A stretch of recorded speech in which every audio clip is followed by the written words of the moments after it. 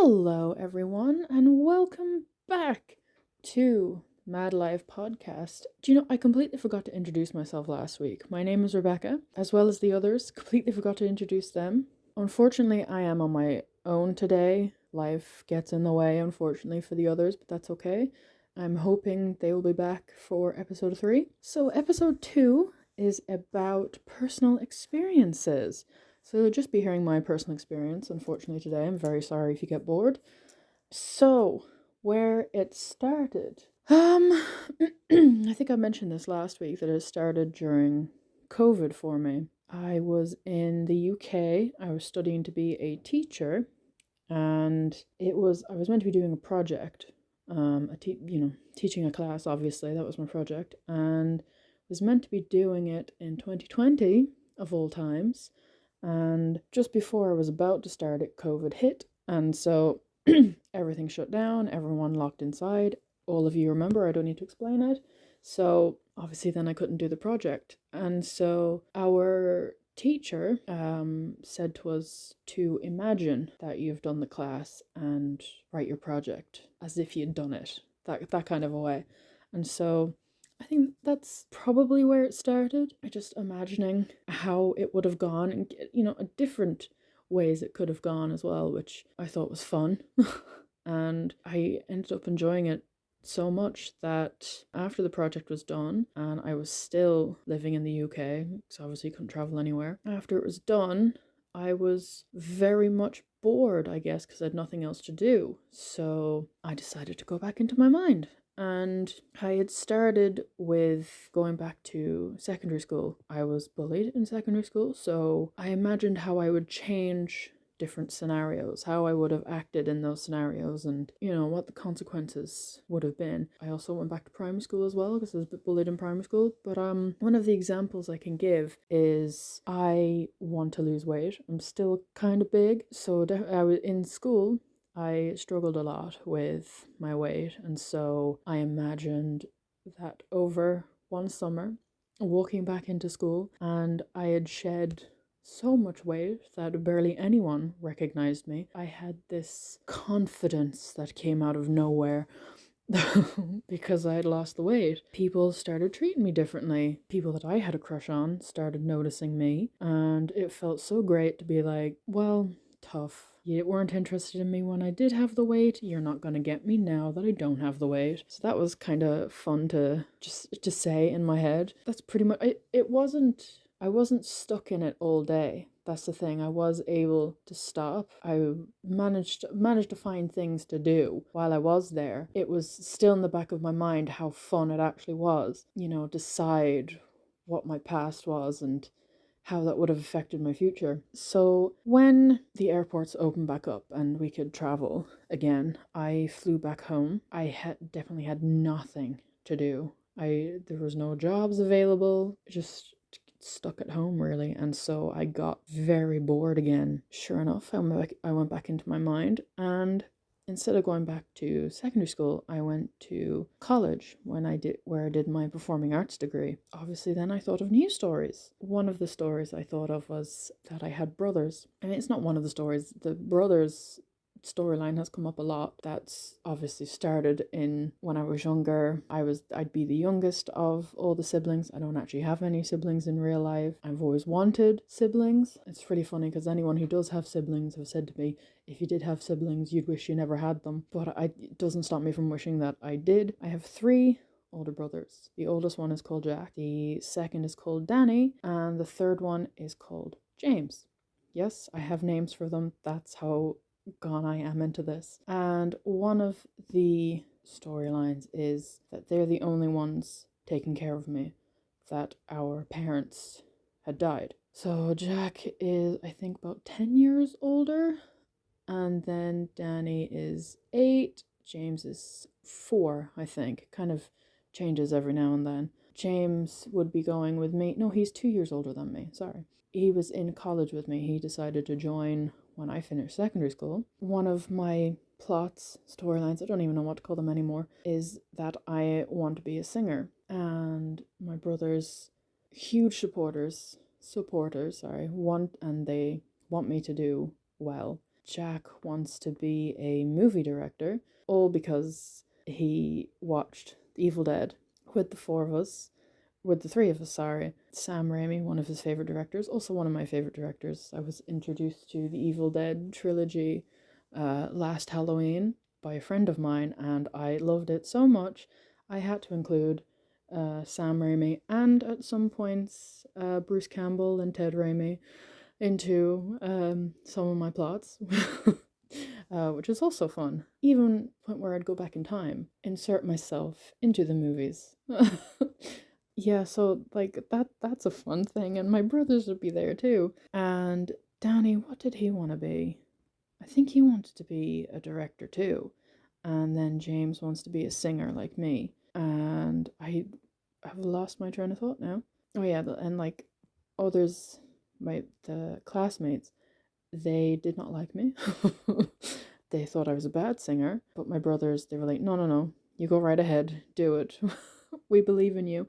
And so one of my plots is that I perform at one of the clubs because they're doing like a competition. I get second place, and there's a group that wins, and people aren't happy with them because they sang not their own songs, but they kind of karaokeed other songs. Well, technically I am using other people's songs for my singing career, but in my mind it's my songs. The songs that really resonate with me and help me get into the daydreams are Neoni. Pretty much all their songs. I have like ways that I would perform them in front of people. I have music videos in my head for some of their songs. I'm that far gone with them as well. And different times that I would release them and for reasons why I've released them. One of them is Grudge, and I released that because I have a grudge against people who've treated me bad. A couple of my favorite songs that whenever they come on, I can't skip them, I have to listen to them, is Dynasty and Mutiny. If you haven't listened to Neoni, I highly recommend you do, especially those two. I was introduced to them when I heard Wonderland by them. That's probably one of my favorite songs too. Those three that I mentioned are my favorite. I love them so much. They hugely influence me when I go into my daydreams now. Other storylines, the brothers things kind of leads into wanting to become famous. So I've become famous through my singing. It used to be through the acting. Yeah, it'd be kind of in the first year of college, or it'd be just before college that I'd be seen and therefore do my acting. But with the singing, it was in first year in college. I think I went on to Britain's Got Talent. And they liked me, and I got through to the final, but then I came in second place. I don't know why my brain goes there to make me go second place. Just so close.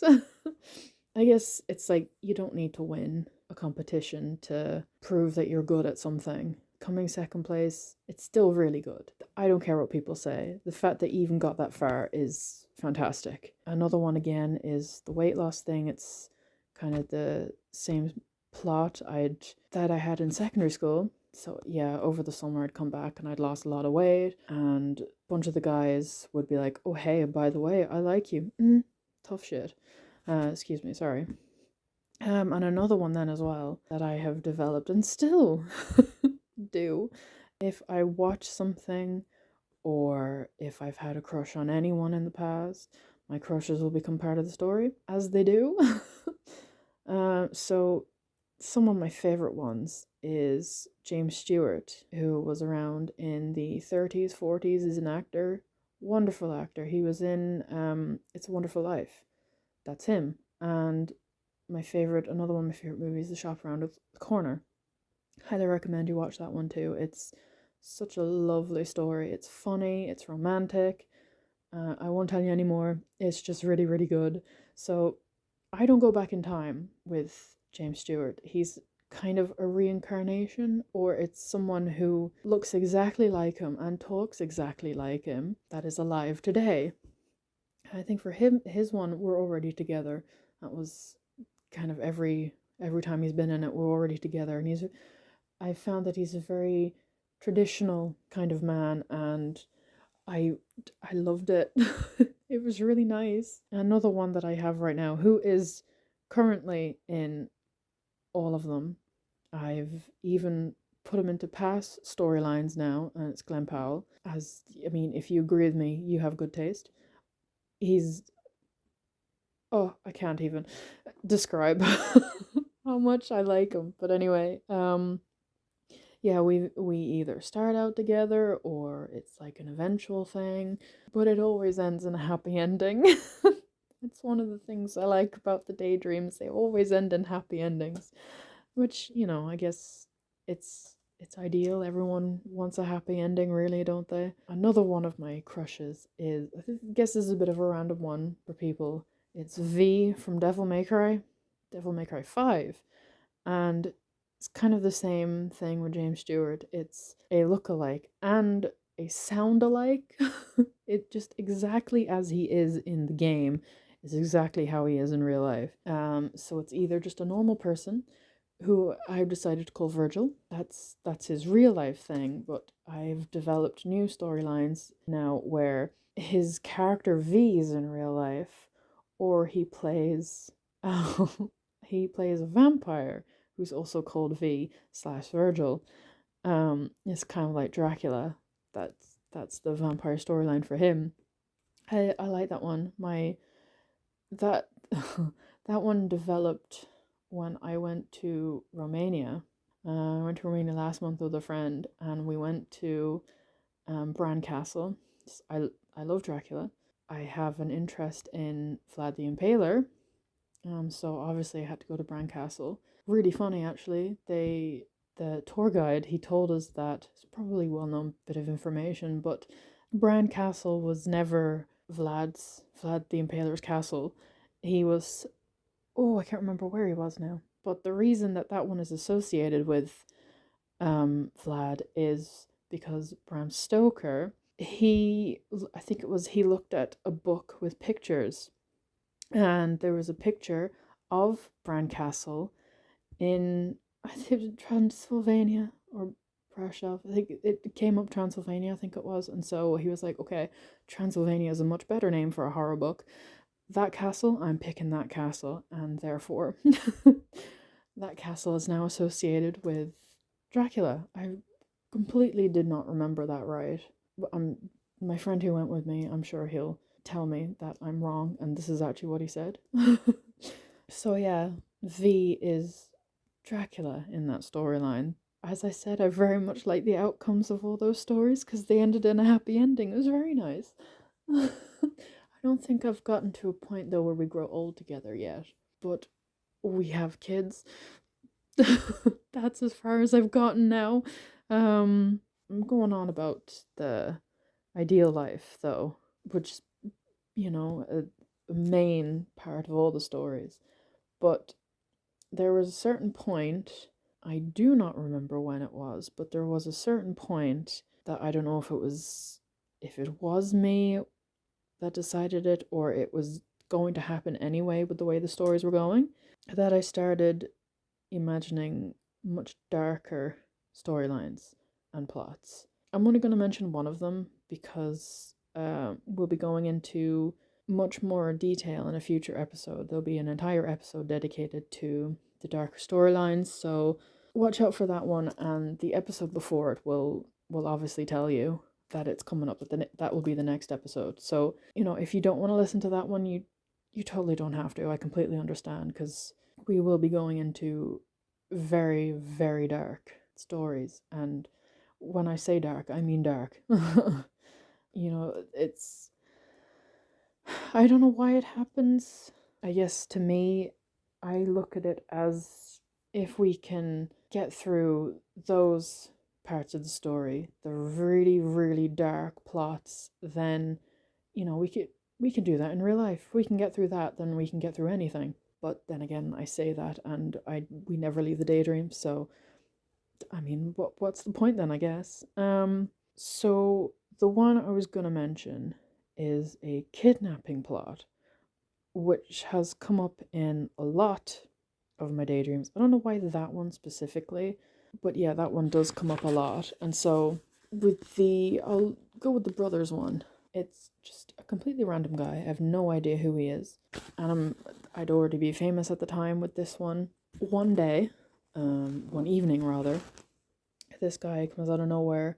Apparently he's a huge fan of mine. That's a common thing, I guess, with some... It's a fan. I mean, with John Lennon, when he got shot, it was a fan that shot him. So yeah, he kidnaps me, and he does some pretty horrible things. I'm not going to go into detail. And he keeps me for a year, or sometimes a little over a year to a year and a half. Of kind of goes between, and every so often it will flick back to me, and then it will go to my brothers.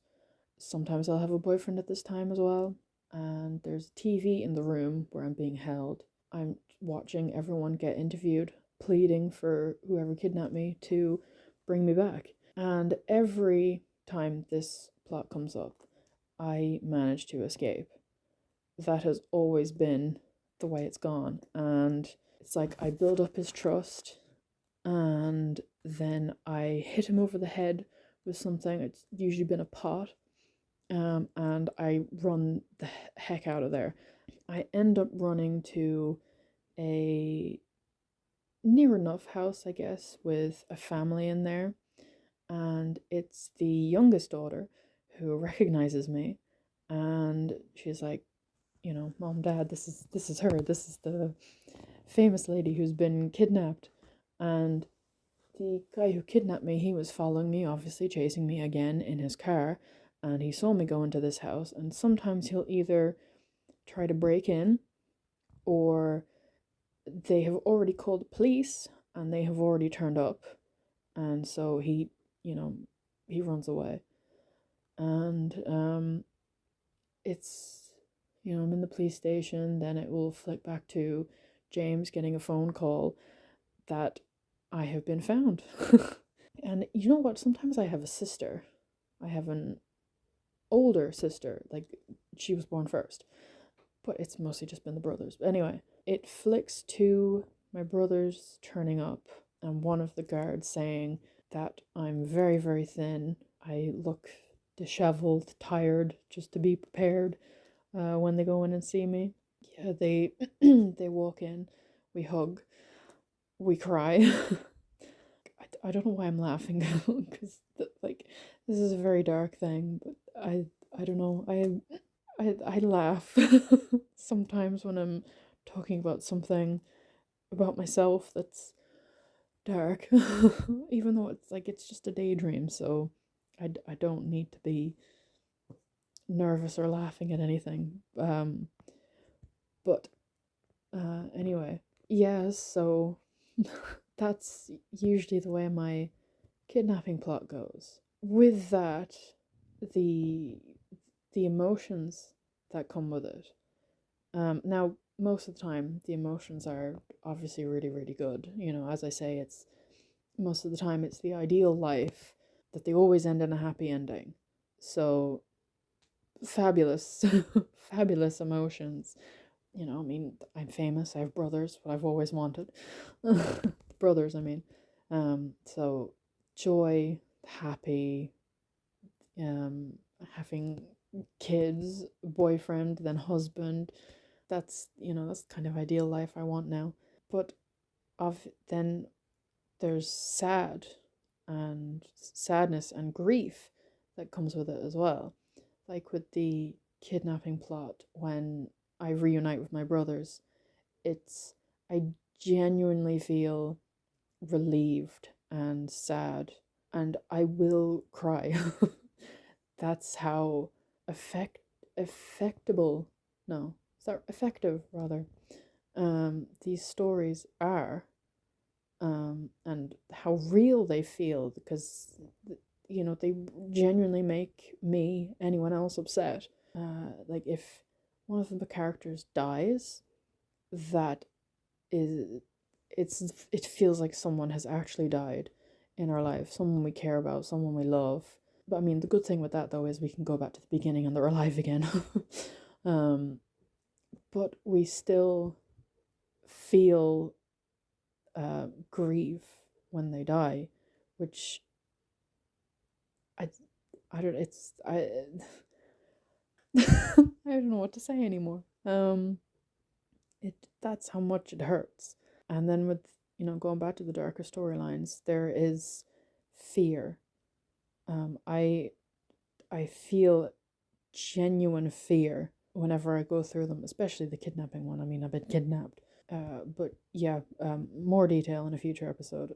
Obviously it all depends on where the story is going. And I don't know how it works, to be honest, because obviously, your mind decides everything, what you're gonna say and what you're gonna do. Sometimes it feels like the story, it's just going that way. The story just decides that it's gonna go that way. It's either the story or my mind decides. Or when I say my mind, I decide where it's going. Yeah, so I'd like, I don't know how that works. I don't know if any of you have experienced that too. Yeah. I don't know what happens there. Mind decides or story decides. Another thing that I've actually talked to someone else about is the point of views in a daydream. So for me, for example, I will go between first and second person. So let's say I'm getting interviewed, it'll be the point of view of the camera or the interviewer, so I can see what I look like, how I look, how I'm reacting. If I'm with other people, it's usually when I've been when I've been in a movie with other actors and they're beside me. One of the ones that I do that with a lot is I've made my own Dracula movie. There he is, Dracula again. It stars Sebastian Stan as Dracula and then Glenn Powell, yeah, as Jonathan. It's kind of a modern take on it. And yeah, they're both sitting beside me. Well, one of the things that I've done with that is some of them now, I've never been in a relationship. I've never kissed anyone. It's usually Glenn being the first boyfriend I've ever had. So anyway, going off topic. Yeah, so I'll see how they both react as well then. And then I'll go first person then. It really switches a lot. I think I've noticed it mostly goes into second person. I guess because I do actually want to see how I'm reacting. Although I have noticed when I am in first person, I don't need to see because I'll just do it anyway. My facial expressions will go, my arms will start moving. I won't like actually say anything, but my lips and jaw will move as if I'm saying the thing in my head.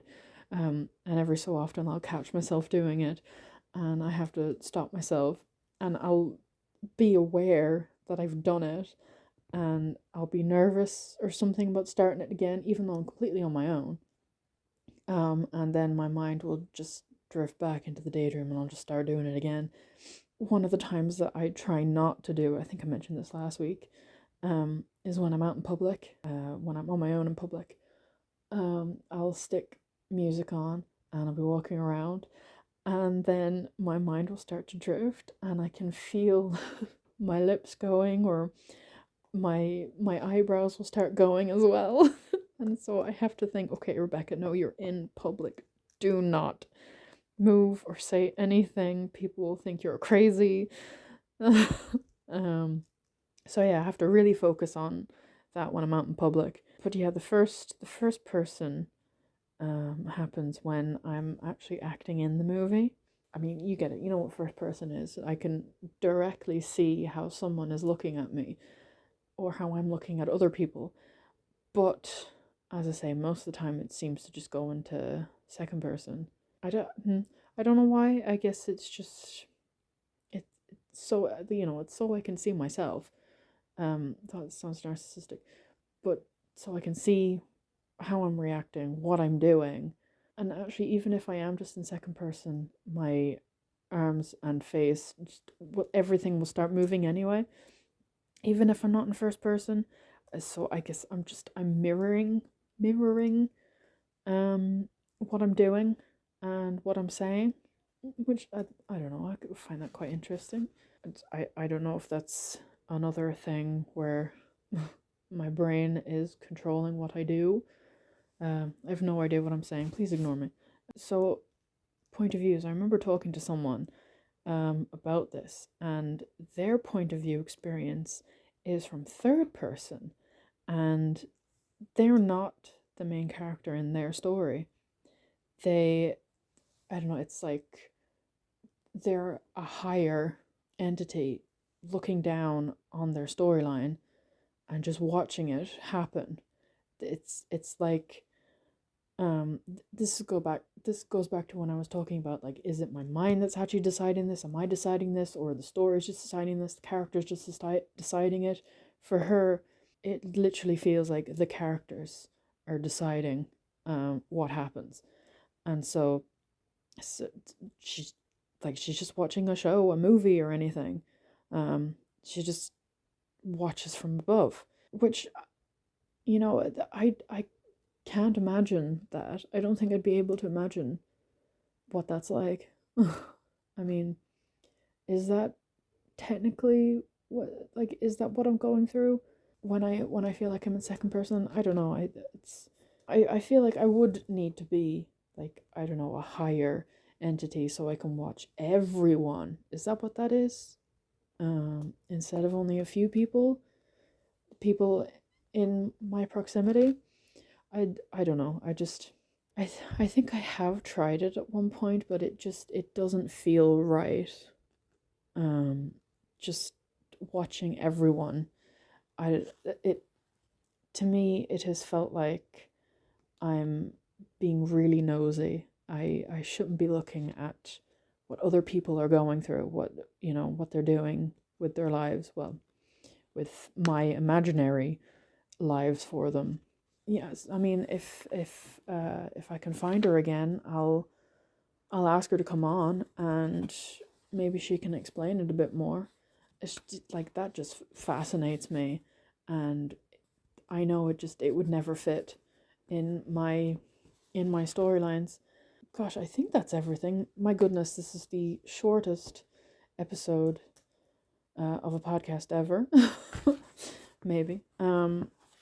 So what I'll say is, if anyone has their own experiences they want to share, or questions they want to ask about MD, Maladaptive Daydreaming, they can send them in a direct message on Instagram, or I have created an email that I'll put in the description down below, and you can email your questions or experiences.